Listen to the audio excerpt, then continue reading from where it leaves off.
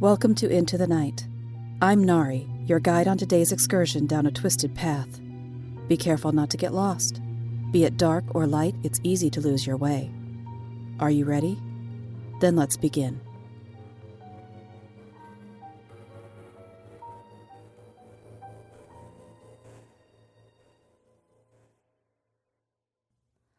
Greener Pastures, Part 3. Meg threw herself into the workday and tried to forget the fear building inside her. Finally, her planning period arrived, and while she sat grading papers at her desk, the school secretary buzzed in on the intercom. Miss Carter, Mr. Larson wants to see you in his office. Okay, I'll be right there. What is it now? Her legs felt heavy as she walked down the quiet hallway. Her footsteps echoed, and she tried to steady her breathing. Meg knocked on Hal Larson's door. Yes, come in. Shut the door. Have a seat. Hal, what is this about? We've known each other for a long time, Meg. And as your friend, I wanted to have a talk with you about some new allegations regarding what's happening in your classroom. Meg exhaled and looked at the ceiling, then back at her boss.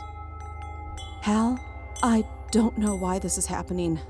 I mind my own business. I don't cause trouble. I teach my classes. I go home at night. That's all I do. Well, I'm concerned because Jim Henderson, a school board member, said children are coming home saying you're on your phone all class period every day. They say you never teach at all. You just sit at your desk on your phone. Hal, that's just ridiculous. The only time I ever touch my phone during class is if I have to use the calculator function. And that's hardly ever. During class, I'm teaching, and I'm not sitting on my phone. I don't even get reception in my classroom. Come see for yourself. Now, don't get all upset, Meg. I'm trying to counsel you so you don't have problems here. I could see if I was actually doing that, how you'd need to talk to me, but I'm not, Hal. And all you have to do is come to my classroom anytime to see that. I'm a busy man, and I can't spend my time policing your phone, Meg. You act like you believe it's true. I'm not saying that, but you need to make sure these accusations stop. I hadn't heard this complaint before, but it's something you need to make sure goes away. Meg fought back tears and sat silently for a moment. Then she looked up. Hal, I think I know where this phone business is coming from. Oh yeah? Aren't Mike and Mandy Wright the grandchildren of Jim Henderson?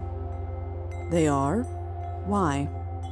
Well, 3 days ago, I took Mandy's phone away from her in class, like I'm supposed to, according to school policy.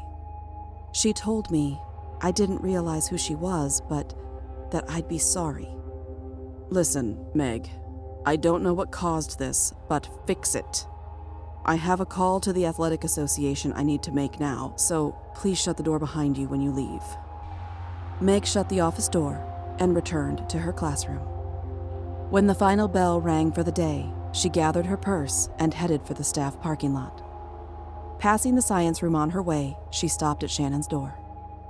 Hey, Shannon, can I talk with you for a minute? Of course. I'm about to pick up my kids, but we can talk for a bit.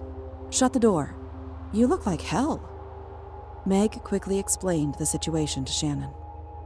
Girl, I don't know why they've set their sights on you, but this isn't good. I bet you're right. That Mandy thinks she'll get you fired. She's like that. She wears her family's power in this town like a weapon. I'm really worried. Unfortunately, I think you should be. You've got me to talk to, but don't confide in many people. I hate being here, and already told my husband that I'm looking elsewhere once jobs open up in the spring. This is a mean town.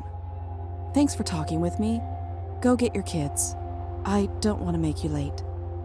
She paused at the doorway and turned to look at her coworker. Thank you for being a friend. Those are in short supply here. I'm glad we're friends. Try to relax tonight. I know that won't be easy, but I don't want this place eating you alive. Walking back through the doors of the school, the sunshine and the light breeze made the world seem far more pleasant than the increasingly hostile work environment of Greenfield High School. Never in her 15 years of teaching had she encountered one attack after another like she had in the past few weeks. She winced. The short-lived but volatile relationship she jumped into after she and her ex-husband Ryan separated was proof that different didn't mean better. Feeling frustrated and lost, she drove home. Once again, sweet Charlie greeted her at the door. Like the night before, she quickly changed into pajamas and poured herself a glass of wine. She didn't even bother warming up leftovers for dinner. Instead, she grabbed a box of crackers out of the cupboard and a jar of peanut butter, then settled into the couch to mindlessly watch television. The stress of the accusations took a toll, and Meg had a habit of not eating when she was upset. Bleary-eyed, she stumbled to bed after watching old movies. Come on, Charlie. It's time for us to get some sleep. In the middle of the night, she awoke to the sound of rhythmic singing. And once again, she stood swaying to the music while she watched, captivated from her bedroom window, at the lights dancing in the Hendersons' hayfield. At some point, she came to and returned to bed. In a few short hours, she was up and out the door for work. In the coming days, Hal Larson called her to his office multiple times to answer questions about her grading policies, the assignments she gave, and even her personal life. People find it odd that all you ever do is go home and watch movies on television, Hal told her one day. How do people know what I'm doing at night? It's a small town, Meg. People pay attention to everything you do. It's kind of creepy, don't you think? That they're all paying attention to what I'm watching on TV at night? Not really. Meg stared in disbelief. What? You're a teacher in a small town, a stranger to the people here. They're very concerned about who they've entrusted their children to. It's not strange at all that they're keeping a close eye on you. Subconsciously, Meg pulled her sweater around her chest. I feel violated, Hal. That's just ridiculous, Meg. Listen, you've had a hard enough time figuring out how to be a good teacher in Greenfield. I went out on a limb to give you a chance. I don't think now is the time to criticize the community. Hal, I don't even know what to say. That reminds me. You need to think of what you're going to say pretty soon. Mrs. Chastain called me this morning. She and the rest of the board want to have an informal meeting with you. You know, so you can explain yourself better to them. Are you going to be there? Can I have a union representative with me? Anger flashed in Hal Larson's eyes. Boy, you like to stir the pot, don't you, Meg Carter? He leaned forward in his chair, resting his forearms on the oak desk. I suggest you show up to the meeting, smile, and make the nice people of this community happy, okay? You're starting to make me regret hiring you, and you're making me look bad.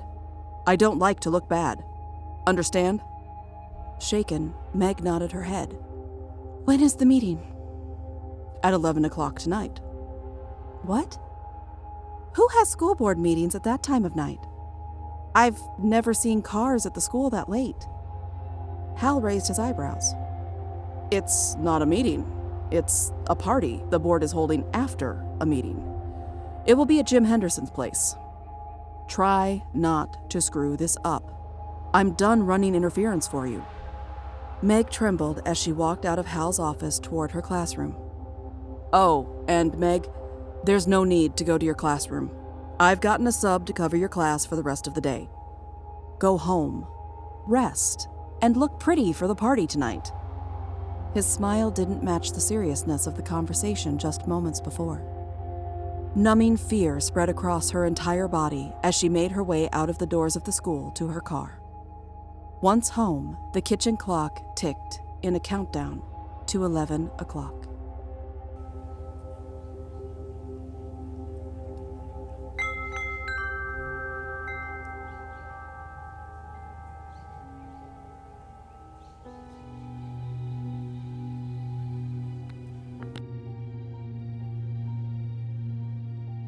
Thank you for joining me for Into the Night, an anthology series written by Caroline Giammanco, narration and sound design by Nari Kwak, theme music by Nico Rodriguez, all original music and editing in part provided by Flyboy Entertainment. You can find our links in the show notes. Please remember to like and subscribe, and if you enjoy what you hear, please leave us a 5-star review to help other excursionists to join us.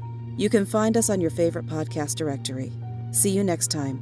And remember, whether in the shadows or in the daylight, all twisted paths take you into the night. Into the Night is a Creative Typo Entertainment production.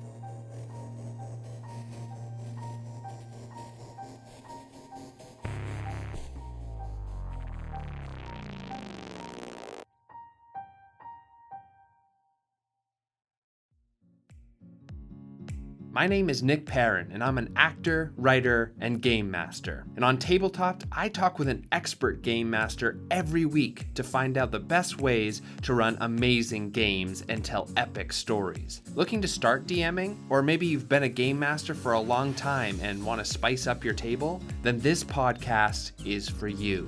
Tabletop is released on Mondays wherever you get your podcasts.